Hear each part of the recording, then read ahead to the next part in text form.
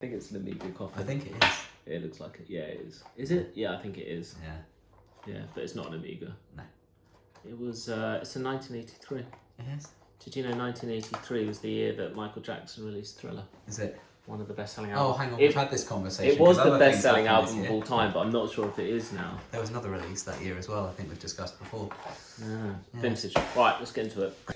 Let's go. What is up, YouTube? It's James from Robin Henry Watches. Today we are going to be talking about... The Tudor Ranger Mark Tudor Ranger. 3-ish. What do you think, Mark? Oh, yeah, it would be Mark 3, yeah. Okay, so what do you want to talk about? Is you're the one put this up for discussion? Well, it's a Marmite watch. You've seen the pictures. Yeah, what were your first thoughts? I watched another video on it where they were dissecting it and didn't like anything about it. And it felt like it was led just for that reason. I think the price point, do you know what the price point is UK-wise? Super cheap. It's about 2.4, give or take. It's about £2,000 to us. So the price point's good. It's 39mm, which is good. Actually, I would like to have seen it more like 36. Well, that's what the original was. What was the second one that was out like 41. 2014? No, it wasn't that big, was it? 41. Okay, so they've taken it in the better direction. The lugs look quite long to me. I haven't got a picture of it here. So I think that's good. It's a good base model. The only complaints that I have from it, the dial looks unproportioned. There's a lot of space. So you see it's got like Tudor up here. Space in the wrong places. And then it's just Ranger. I'm not saying I want it full of text, but it just seems unnecessarily big. And that's why, because it's a three-handed with no date, why does it need to be 39mm? Why can't they do it as a 36? Well, it strikes me what they did there, because the 41 had rotor self-winding, like, you know, traditional heritage models. That was the last model had that, which I think a lot of us used to like that, the Tudor smile at the bottom. But it strikes me that what they did is they went, okay, well, we've made it smaller so we can have less text now. And less text is fine. I think that's a good thing. But it just, I don't know, there's just something about the proportions. The bracelet is better than the last one. The clasp is better than the last one. Yes. Because the Tudor clasps have been lacking for a long time. It's one of my complaints with my Black Bay Dark. I don't like the clasp on it. Not a single faux rivet in sight. Good. The strap options and are also interesting. it's got actual proper end links, because I used to own the Tudor Ranger. I don't think we've got any pictures. We might do, but the bar was straight across. This has got an end link. The only other thing which I could say as a point on it is it's a printed dial, I believe. Yeah.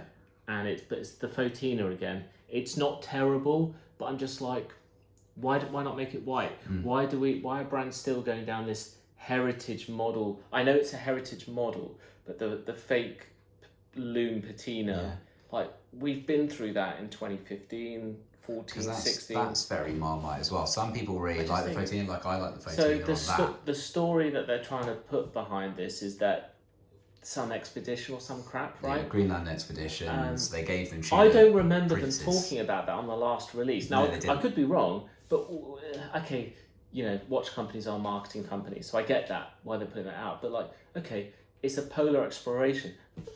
Have it white. It makes sense. The original would have been made white. Why the fake loom? Well, this is the thing. So the whole point why they called back to this is because when they did the Greenland expedition, they gave all the explorers Oyster Princes, because that's the first year that the Oyster Princes happened. So the Ranger just came afterwards in the 60s, but I think fair enough. I think to reissue that watch, no problem with, good idea. Why not? We don't know why they ditched the last one only like a few years ago and then brought it back. The price point's good. It seems a good quality watch. It's 12mm thick, I believe. I think so. So the strap options are interesting as well. They've done that weird like racing stripe fabric strap they did for the BlackBerry Pro again, but in this weird kind of green, red, yellow. Listen, they do that, but I think the good options. The only thing which I would criticise Tudor on, and they do this with the Black Bay, is you buy it with the bracelet or you buy it on the NATO. Like, why not? They all come on the bracelet and they all come with the NATO. Yeah. That would make more sense. Like, how much is the NATO costing you? And the price difference, I've spoken about this with Amiga are the worst for this. Like, you buy the watch on the strap and it's like £200 cheaper than the bracelet. And you'd be like, okay, all right, I'll buy the bracelet. And I'll be like, no, I'll be £2,000. But overall, I haven't got any major beef with it. Would I buy the watch now? No. I own the Explorer 1, which is probably they're both, you know, under the Rolex umbrella. So that's the closest thing that you could compare it to. Obviously, the Explorer is twice as much, but just everything about it, but it's more tapered. The polishing's a lot nicer as well. It feels well, yeah, because more it's got everything on the Tudor is brushed, Yeah. so there you don't get the definition between, you know, whereas the Explorer, like the bezel's highly polished, the sides are highly The polished. Tudor feels more of a tool watch than the Explorer And that's does. fine. So I don't. Other people pick that up as a fault. I don't necessarily think it is. It's just a tool watch. They brushed it. You're paying just over $2,000. It's cheap. What is Omega putting out that's equivalent to that? You know, There's nothing. What other Nothing brands direct, are? anyway. Even Breitling aren't in that price point. And I know Breitling would think that they're above Tudor, but they're not. No. They're below. I suppose the closest thing for Omega would be the Aquaterra, but it's a different story It's completely. a completely different watch. It's you know, it's part of the Seamaster family. I mean, technically, it's way ahead anyway in every aspect. But that's the whole story with Omega anyway. But yeah, listen, I haven't got no major beef with it. I guess my only thoughts on it is like, meh.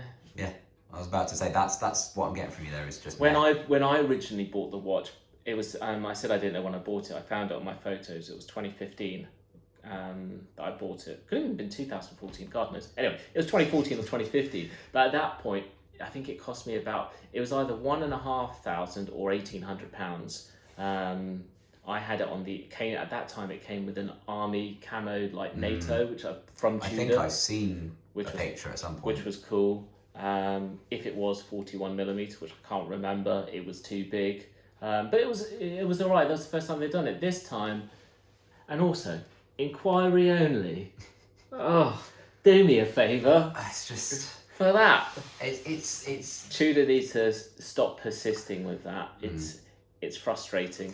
Did you catch Theo and Harris's latest video where they were talking about it? Yeah. There's a really good bit Michael does about where he talks about what the Rolex and Tudor relationship is, and that encompasses exactly why it should be inquiry only, because they're telling Rolex to beta Tudor to be Rolex, but not close enough. Yeah, that bit where he's like, Yeah. we want you to be like us, But don't be like us. Don't be like, the way that he put it was very eloquent, and it made sense. Yeah, but being half the price, don't be inquiry only, because I think it's a bad route being Rolex. for Tudor, because it is the way that they're going to get people into. I mean, not that you need to get people into Rolex, because there's not even enough watches. Rolex does not need a gateway piece.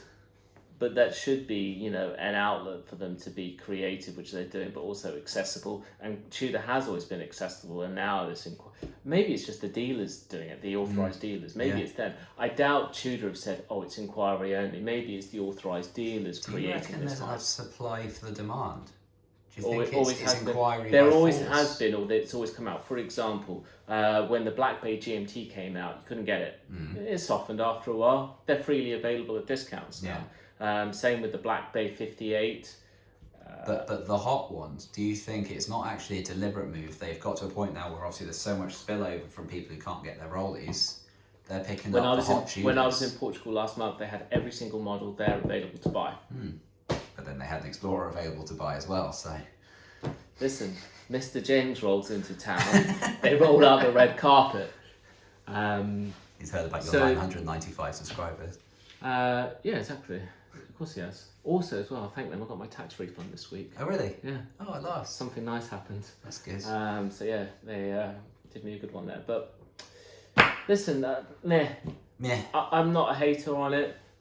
Would I buy it? No. I own the Explorer. Why would I want a cheaper version of it that just isn't as good? But if you're in that price point, this sounds very snobby actually, so I don't mean it like that, but it's a great watch for the money. So I think... Here's the thing, I don't think they even marketed it very well, because like you covered it perfectly. You were like, oh, it was for this random expedition. It felt very Bremont, right? They had to make up Here's a moment in history you don't know about. To market it. Like, Bremont is more of a marketing company than a watch company. But the thing is, it's fake marketing, because it's a bit harsh to Bremont, but they have to make a lot of stuff up, or they attach it to an expedition. Listen, maybe that works in history sells, but it's like... It didn't need to be fake marketing, think it needed though, to be. because there is actually a story. They could have just been like, this is a heritage watch that we're bringing back. It's a great rugged tool watch at a great price point. We're Tudor. Suck my balls. Yeah. Fine. Job done. I guess Tudor's done a great job of everything else. The only thing I got against Tudor is this inquiry only thing recently, because it's a bit like, and how bloody thick they are. we don't need that, and their thickness. I mean, they're not Amiga. They could have made a story about the whole, like, do you want a Black Bay, but you don't want one that's like 50 millimeters thick? Here's what we've done for you, and it's 39 mil, so it's not even huge. All you small people, this is a tool watch for you. I mean, 39 millimeters, and the lugs look quite long, so I don't think it's going to wear small. Yeah, but you know what I mean. Like that's a better way of how they could have spun it. But if they wanted to do this expedition thing, I think that there is that story of how, you know, it was the first year of the Oyster Princes. We were the people sponsoring this expedition, and we want to mark the occasion, so we're bringing this back. But they didn't even tell you that. They just said, here's an expedition that happened, not here's our. Yeah, I know the whole story. Do you know what? It was that boring. I just didn't read it. Yeah. Like, but they didn't even give you a Tudor angle. I just couldn't be bothered. I'm a watch collector. I'm interested in watches. I read all about watches all the time, and I couldn't be bothered to read it. Yeah. But if they'd led in with Oyster Prince and been like, oh yeah, I know that, that's cool, okay, what's so special about it? There could have been an angle, and then you might have cared about the expedition. Do they need hype? Not really. I mean, there was certainly no hype around the last one, which I guess is why it got discontinued. But at that time, I thought that was cooler. I was like, why is no one else, gravitating towards this great price tool watch? Yeah. Because at that point, Rolex was, it was still obviously a lot cheaper, and the comparison. But I'm not going on a list for one. No. I don't even want one anyway. I've got the Explorer. What do I want it for? Oh, exactly. And you can pick up the old Ranger quite cheap anyway at the moment. Yeah, I guess so. But yeah, no, the favorite. But nice. good, bad. But yeah. I'm just, it's a bit of a plain Jane for me. So, disagree. Get in the comments. Yeah. Hate us. Do you know what isn't a plain Jane? That Amiga coffin that's not holding an Amiga. So what we do with all of our vintage watches is tell people they come to me serviced, so I'll buy them I source watches from around the world. Obviously we're in Guernsey and that's where we sell watches, so obviously there isn't a great resource of vintage watches here, so I have to go and source them from around the world, and I'm trying to find the balance of great condition but value at the right price point, because I could buy the most amazing Datejust, but they're going to be 20 grand each, right? 10 grand upwards for some of the rare dial combinations. It is an Amiga coffin. Look at the on the front of it. It's literally the Amiga logo is literally embossed on the front. Oh yeah. Anyway, so I'm trying to find great condition watches, but also a price point that is fair, palatable, and that people feel they're getting good value, like not that you're getting ripped off. Like, you're telling me that if you buy a Daytona for a grey market pre-owned dealer and you're paying 32, 35 grand, you don't walk out there thinking, I got a good deal. Yeah, I feel good. You can't even feel good about the watch because you're like, I love the watch, but it's tainted by the overpayment. So I get why people want to go to an authorized dealer. In terms of this, you're buying something that is actually a piece of history. It's discontinued. There's the variety in Datejusts over the 70s, 80s, 90s. That's like the period that I focus on. There's so much variety and like cool stuff. So this is a 16014, 1983, which obviously I was thinking, worst case scenario, I've got a birth year watch. And this one came out of it. I don't normally buy from Italy. No. Oh, this was the sussy one, wasn't it? Yeah. Oh, this is the one that. So should we tell the story of how we got hold of this? Well, what's the story? Well, you're always like talking Italian dealers. Yeah. To be fair, Italian dealers do, and this is a generalization with no basis of truth. But it is based on your experiences, which are true. And I've heard is that they're not always to be trusted, and everything comes in not the best condition. I think it's fair to say there are more scammers in Italy. Italian dealers aren't necessarily bad. When I bought the watch, and then it was delivered, but to another address in Italy, and I was like, I haven't got my watch. And they're like, oh, really? That's odd. Let's look into it. Turns out the watch was delivered to them. So if I hadn't followed it up, would I have ever seen the watch? Probably not. No. When I did get it, there was like this weird spring bar that stuck out, probably at least 1 or 2 millimeters on either side. But it was in very original, honest condition. And internally all very sound. Yeah. Having said that, I still sent it away for a service. So it's been serviced. Everything is still original on it: dial, hands, case, bracelet, etc. It's had a very light polish, and I'm not going to get into a big rant about it, but the more you think about it, the more that this just makes absolute common sense. All vintage watches have been polished. Yeah. And Of course they have. it's what's more important is how well has it been polished? That's the question you should be asking. When people ask, has it been polished? It's actually it just shows a Has lack it been of polished well? education, because there's this myth that it's a marketing tool by some dealers. Oh, it's unpolished. Listen, a watch isn't going to have gone 30, 40, 50 years without ever going in for a service. And one of the first things they do when your watch goes in for service, it gets polished. Yeah. These days, some of us crazy nuts are like, don't polish my watch or you're getting slapped. Yeah. Write it there. I've done that. And I do that with my modern watches. My own personal watches, I never get them polished. But it's a case of how well has it been polished. Yeah. And any How good dealer, respectfully has it been polished? exactly, you can have a light touch up, and providing it's done well, and like this. So this is 38 years old, and this is amazing condition. The good thing about the older Oyster bracelets is they hold up better to wear than Jubilees. Jubilees obviously got Look at the stretch on that. more flashy look. Or lack thereof. Yeah, it's the condition. I haven't got it. It's in there, but the white dial that we've got. Is it 98? That one. That Yes. one's like new. That's with an engine turned. Because I nearly earmarked that for me. Look at that. Look at it. It's new. I I don't think that was ever worn. And the best thing about it is that blue dial. You can't see it here. You'll need to check out pictures of it. But it's one of those blue dials. So you get a different Nice sunburst type any thing. different light you look at it, looks a little bit different. And I like the marks around the outside as well, like the train track kind of. Yeah, it's cool. All the loom plots are there, and they are immaculate. No flaking, just nice little bit patina, matches in with the hands. God, it's nice. You'd be mad. The next point I'm going to pick up, because it's another point of contention, and I'm not the only dealer that is on one with it, because it's just naivety again, and I'm not blaming that on people, but when you try educating people and they still won't listen, it's a little bit frustrating. When you're dealing with watches which are 40, 50 odd years old, there likely isn't going to be any papers. It's just not going to be. People didn't keep them. No. People move. Things move around. You have to remember. Okay, this is 80s, so it's less likely to have been a tool watch than something say from the 50s and 60s. And don't get me wrong, it's nice if the box and papers are there. Yeah. It's nice. Is it worth a premium? Yeah, it is.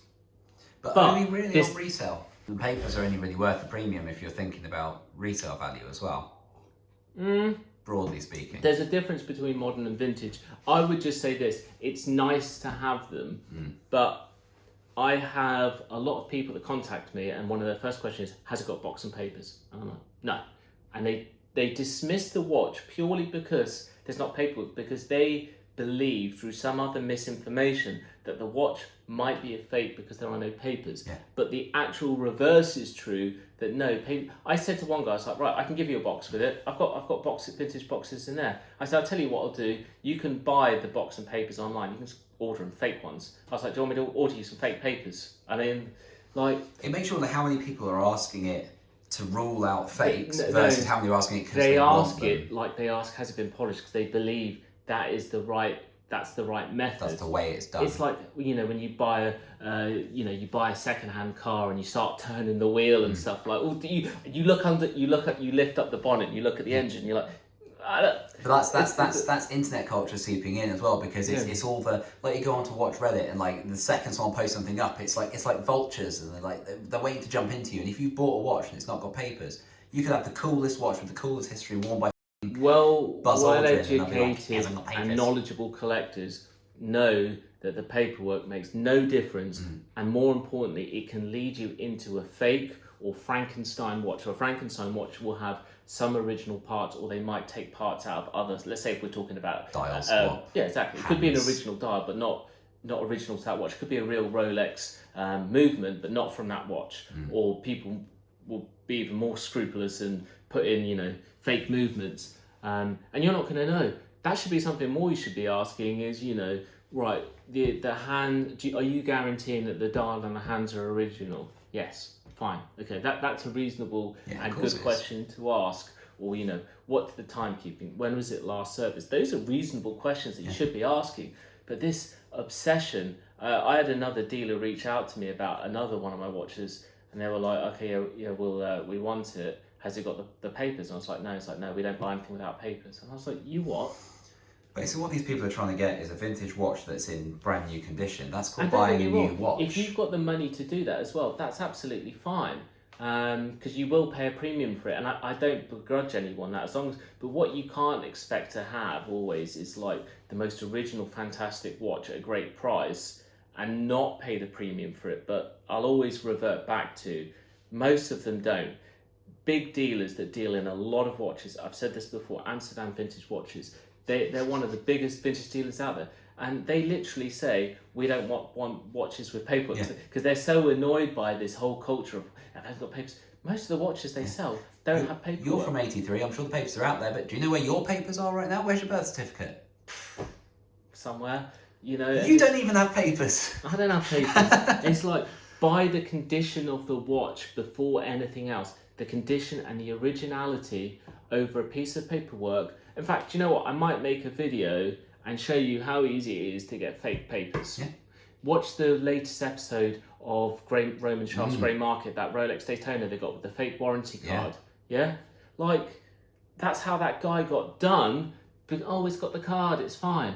Rather than getting, looking at the tiny, minute details. So that and you would can focus so much on ticking those boxes, papers. And don't get me wrong, there will be a premium. Like if I happen to source one and it's got box and papers, that's great. But there will be a premium to it because I have to pay a premium. Yeah. And people will. But I'm always trying to offer these things, these watches, great value original watches, which by the way, I guarantee for the lifetime of your ownership that it's original or your money back. That's how confident I am. If you want something that's brand new with box and papers and good polishing condition, buy a new watch. Well, there's that too. If you've got one that genuinely hasn't been polished and is in good condition with all the stuff there, has it lived a life? Yeah. Do you want a vintage watch that's been sat in a box? They are out there, and if you're a collector that wants, I get that, but it's more the people that are just like, well, I can't buy it if it hasn't got the papers. I'll never be able to sell it. It's like, it's a vintage watch. Listen, if it's a 6-year-old Rolex Submariner that hasn't got the paperwork, it's not. You don't really want it. I get that, but it's so That's different. A totally different and thing, the boxes aren't original to watches. When you go, even if you're going to a bricks and mortar vintage shop, they'll just like I have. I've got boxes stacked up in there, lob a box with it. That's period correct. Exactly. Job done. It wasn't born with the fucking box. No. They don't get shipped together even. They come like that. Yeah, so it's. Rolex and Omega. It's a bit of a weird love child there, but just. Don't be done by it. Buy the watch, buy it at the right price, whether it's from me or someone else, but just don't get too hung up on it. You should remind me at some point, we'll film me, I'm going to order fake boxes and fake paperwork, and people can see how easy it is. You almost want to scam somebody and then obviously cover all the costs and everything, but just to prove a point. Yeah, I'm not going to do that. No, but I think I want to prove the point that how good, like the punched papers are the easiest to fake. People don't know what they're looking at, and I'm not saying that as a diss, but there's loads of variations even in the paperwork. Yeah, because Rolex didn't do it all the same at all the right time. There was variations in everything they did. Like different markets, you'd have different boxes, different paperwork. Hell, even dials would be different. Yeah, just by the way, anyway, I think that's ran over. The other thing that I'm watch that I'm peddling is I want to say it's 1987. Am I right? Oh, that's the oh, you've had that back as well. Yes. Sick. Yeah, I think so. Yes, it is. Yeah. Yeah. So this one is, I'm not like looking. It is. Yeah, it's 80 something. It's a 16013. Yellow gold, 18 karat yellow gold Solid and links steel. as well. Oh no, the middle links are hollow, aren't they? Yeah, they were at that point. There's a tiny bit of stretch on it, but trust me, for a Jubilee of this age, that is very, very good. Oh yeah, it should be flapping all over the place by now. The dial is perfect. It's really nice. It's got quite. It's odd. The dial's like got that more modern feel because it is white. Is that the one with the kind of like wood grain effect, or am I getting mixed up No, with the older one? this one is a plain white, almost like to the point of looking like enamel. Yeah. Really nice. I quite like that though. The condition is excellent. Again, yeah, just a really great watch, and as well, it's coming in at a good price point. I'm there, like it's coming in at a good price point. It's coming in at $5,500, which, you know, what's the modern equivalent of this price wise? I'm guessing here, but 8-9 grand. Yeah. That's VAT free pricing. I could be wrong, but the biggest difference, you can have that tomorrow. You can text tonight. Yeah. And it will be on your doorstep. So if you really want it. Yeah. I think after this, the Datejust obsession might subside a little bit. I need to stop buying Datejust. But for me, they just pack so much value, variation, and quality. Like at this price point, around 5 grand, like there's nothing else around it. No. Like, you know, and the thing is, you know, their service, they're good timekeeping, they're waterproof. This one here. That's got a 2-year warranty on the service as well. Yeah. So you're getting vintage, but in a slightly modern package. So obviously awesome. Both 36 millimeters, obviously with that age. Awesome. They'll be dropping soon. Soon, possibly today. Possibly today. Might be sooner. I don't know what day it is and when this is coming out exactly. No. So it will be then. If there's anything else you're interested. Take a look in the web shop. We've got cool watches we've got Rolex, Breitling. Have we got any Amigas at the moment? Yes, we do. Yes, we do. Yeah, I need to wear that one more. Yes. That's a really cool one from the 50s, isn't it? And we've also got stuff in the accessory shop as well. You can get hats. Except for that hat. Not this one. That's limited edition. Hoodies, and there's some other kind of Rolex and Amiga memorabilia. I think there's even something Hublot in there. Yeah, there is. There's a cigar case. Yeah, the cigar case. We're coming. Right, we are.